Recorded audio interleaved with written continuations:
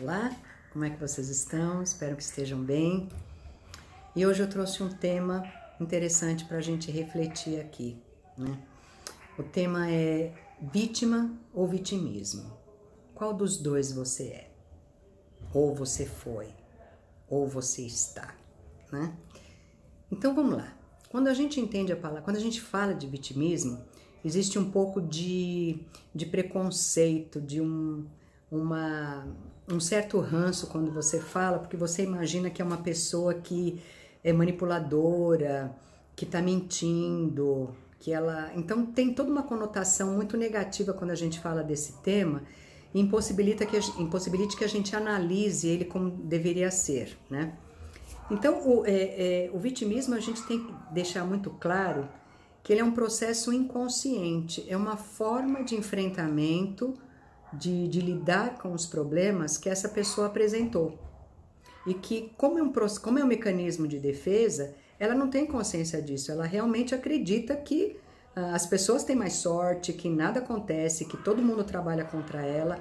Esta é uma crença muito forte que essa pessoa apresenta, né? Então ela vai ter toda uma série de comportamentos que vão justificar essa crença negativa. Então, na verdade, a gente tem que pensar que esta pessoa tem realmente uma visão muito negativa de si. Ela se conhece muito pouco, ela se vê de uma forma muito pejorativa, sem força, sem energia, que realmente o forte é lá fora. E é uma pessoa que está o tempo todo convivendo com a frustração, com a tristeza, com a dor, né? E ela vê no sofrimento e na dor algo como uma forma de buscar o amor, de aceitar, né, de ter o carinho de alguém. Então, o vitimismo a gente pode julgá-lo como uma doença psicológica, né? É um mecanismo desenvolvido pela pessoa por conta de uma distorção cognitiva e emocional completamente incoerente com a realidade, né? Quando a gente olha sob esse prisma, né, a gente acaba olhando a pessoa como alguém que tem uma história por trás, alguém que teve uma justificativa para ser assim, que esta foi a resposta que ela conseguiu da vida dela. Então a diferença entre vitimismo e vítima é que a vítima é aquela pessoa que ficou totalmente à mercê do outro, do ambiente.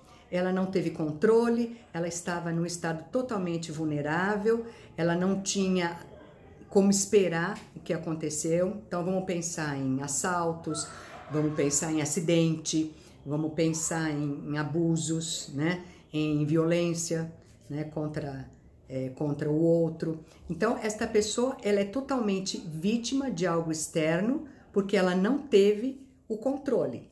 Agora, se deste papel de vítima ela vai desenvolver o vitimismo, vai depender muito dela, porque ser vítima ou protagonista é uma escolha.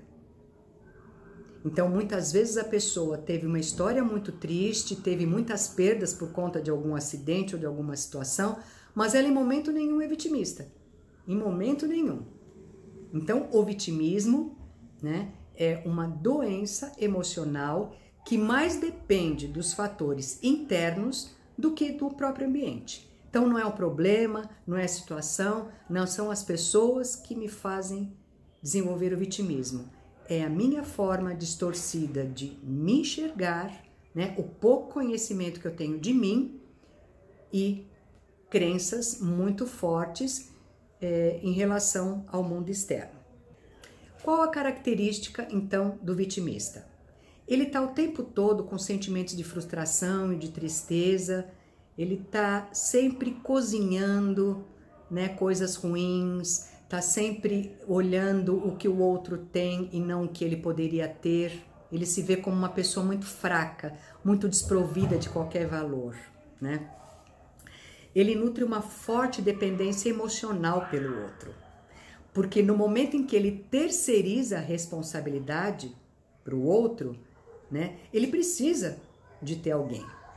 Além do mais, o vitimista, ele se nutre né? Ele se alimenta da compaixão e da dó alheia, porque acaba reforçando esse círculo vicioso.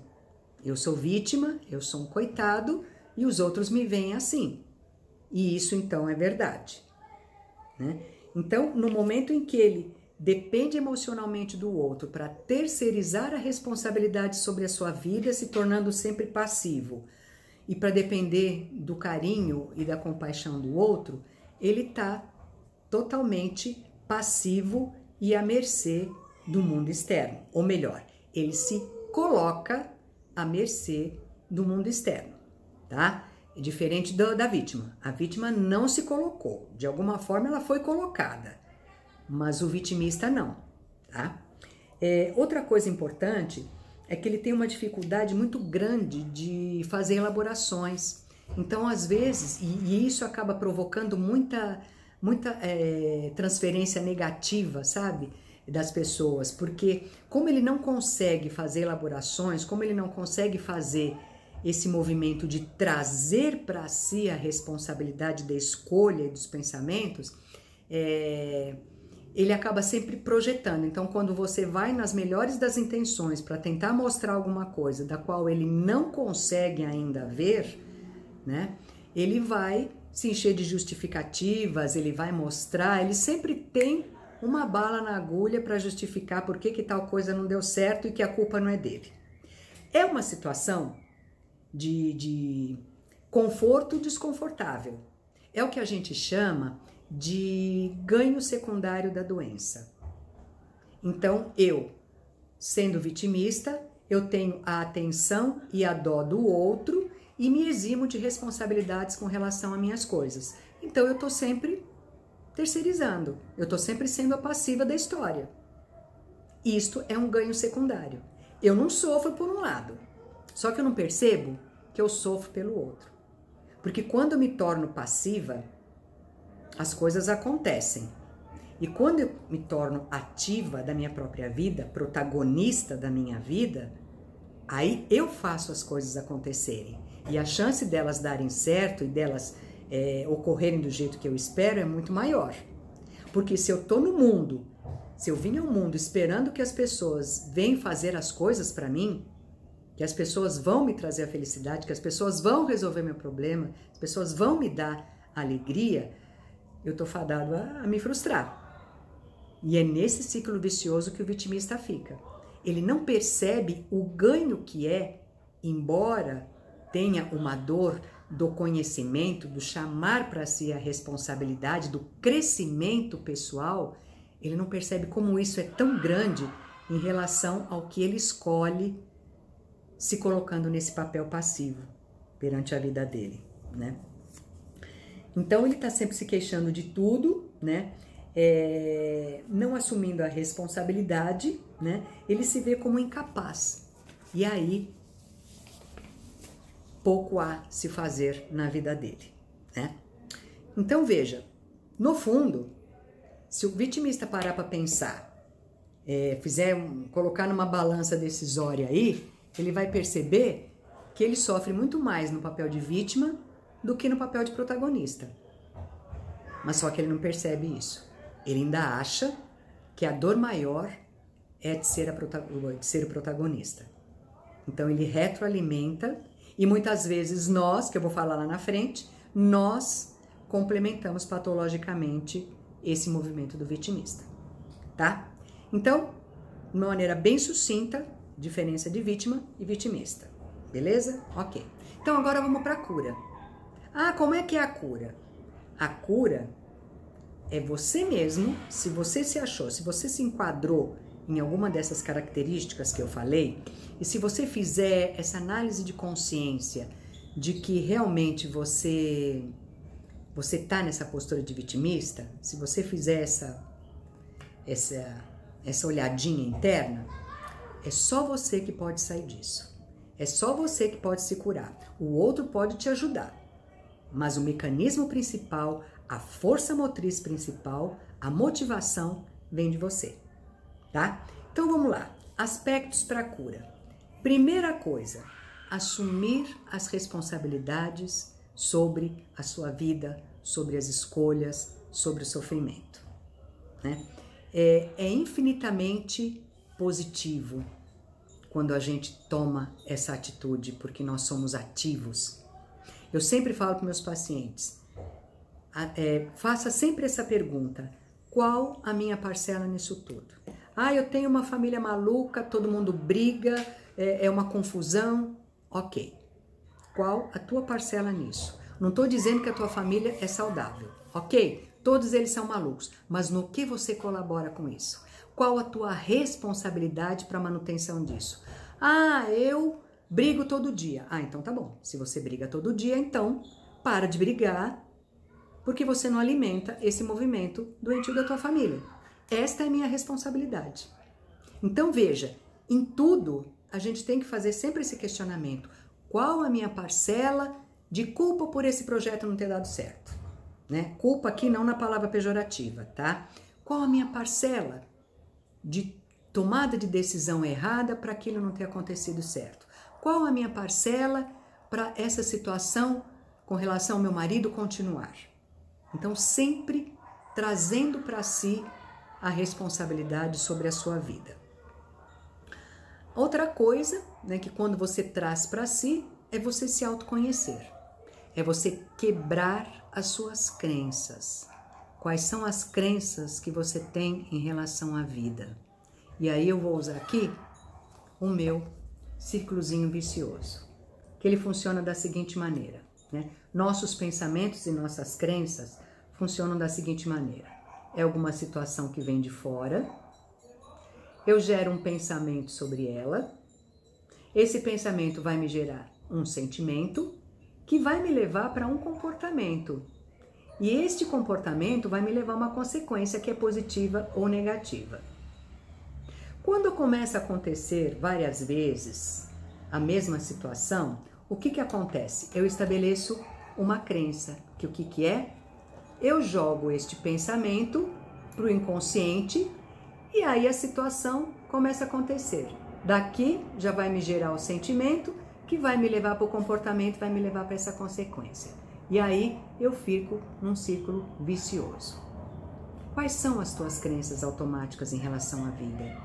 Quais são as crenças que você tem em relação a você que estão sempre te gerando esse sentimento de tristeza e você está perpetuando esse ciclo vicioso? Quando você se conhece, quando você se reconhece, quando você busca ajuda terapêutica, o que acontece? Essas questões, elas são reformuladas e a gente começa a mudar a forma de pensar. E se eu pensar deste jeito, o que eu vou sentir? Vou sentir isto, vou fazer aquilo e vou ter isso de consequência. Aí eu começo a fazer o quê? Um círculo virtuoso. Para cada situação, eu vou ter uma forma de pensar. Ou melhor, eu posso ter duas formas, uma negativa ou uma positiva.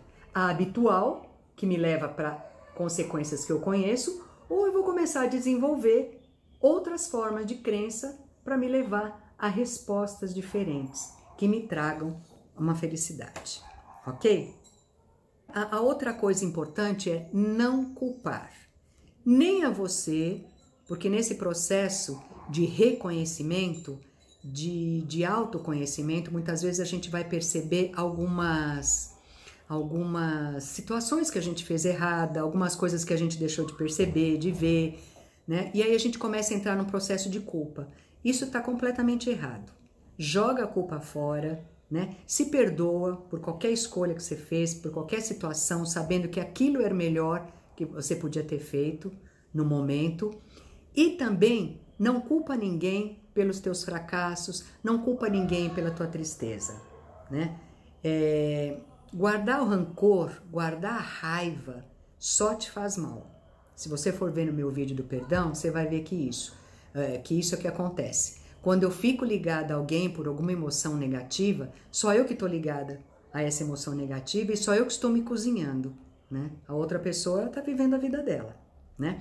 Então não culpe a ninguém pela tua vida estar como está e também não se culpe quando você começar a perceber que em algumas situações você pisou na bola, que você poderia ter feito diferente. Ótimo, que bom, aprende, vai fazer diferente. Você usa o erro como um aprendizado, né?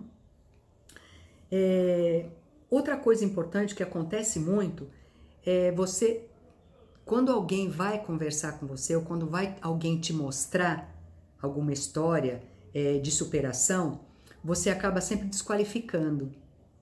Então não desqualifica o outro. O outro também tem uma história, também tem um sofrimento, também tem um pra quê e um porquê. Ouve a história, analisa a história sob o prisma dele. Traz pra cá, né? Aquilo que ele falou, traz pra cá. E o que você está pensando a respeito do que ele falou, faz esse exercício aqui, né? Porque o vitimista, ele está sempre com uma justificativa na ponta da língua. O outro teve mais facilidade, o outro não me entende, o outro também sofreu. E o outro tá te entendendo, é que ele não pensa como você. Ele não é vítima, ele não se coloca como vítima. Ele se coloca como atuante, como protagonista da história dele. Agora, não precisa concordar com você. E é isso que o vitimista quer, que as pessoas e que o mundo concorde com ele para justificar o quanto ele é coitado. E isso a gente tem que quebrar. Esse é o processo da cura que você, que se enquadrou nessa situação de vitimismo, tem que fazer com você, né? Se não conseguir fazer sozinho, a psicoterapia ajuda e muito nesse processo, né? Agora, para as pessoas que estão à volta, ao redor, como é que a gente pode ajudar uma pessoa que a gente está vendo que tem esse comportamento? Nós, que estamos de fora, não conseguimos modificar o outro, a não ser que ele queira, tá? Então, a primeira coisa que você tem que fazer é ter empatia por essa pessoa, é entender que ele teve uma trajetória de vida que para ele justificou ele estar do jeito que está. Você faria diferente, porque você pensa diferente, porque você é diferente, mas ele agiu desse jeito.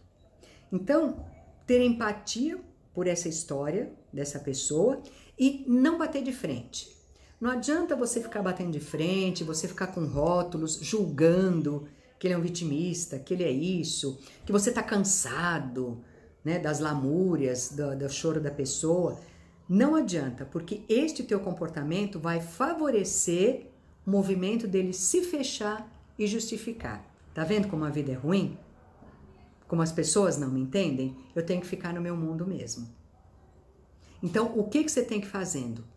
Estimular o que ele tem de bom.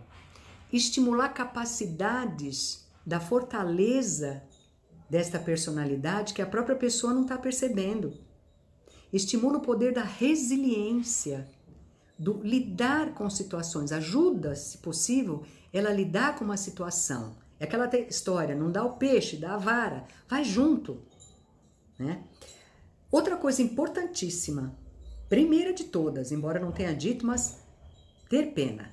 Não tenha pena do vitimista, tá? Ele não é digno de pena, porque no momento que você tem pena de alguém, você está desqualificando todas as coisas de bom que essa pessoa tem. Você está vendo ele realmente como um coitado. E ele não é. Ele tem qualidades que ele não descobriu ainda. E que talvez você que está de fora não tenha descoberto, né? Mas não tenha pena, porque sempre o vitimista, ele consegue achar alguém que gosta de ajudar, né? De ajudar, entre aspas, e que faz uma complementação patológica. Então, o outro que gosta de ajudar com aquele que gosta de se ajudar, de ter compaixão, e fica nesse ciclo, né? Nesse ciclo vicioso, nesse ciclo doentio. Não compactua com isso. Não é assim que você vai estimular a saúde dessa pessoa, né? Não tente resolver os problemas por eles, porque uma que você nunca vai resolver e outra que você nunca vai deixar. E outra é que você vai virar refém dessa pessoa.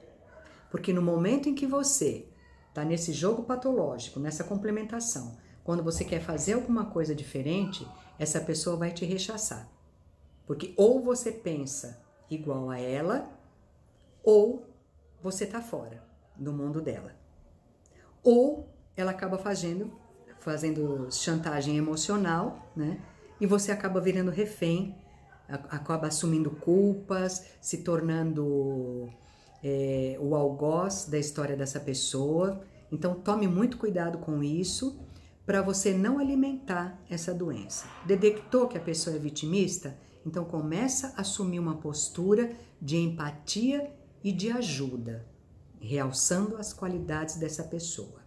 E você, vitimista, comece a olhar as tuas qualidades e se permita experimentar o novo, se permita fazer diferente, se permita ser o protagonista.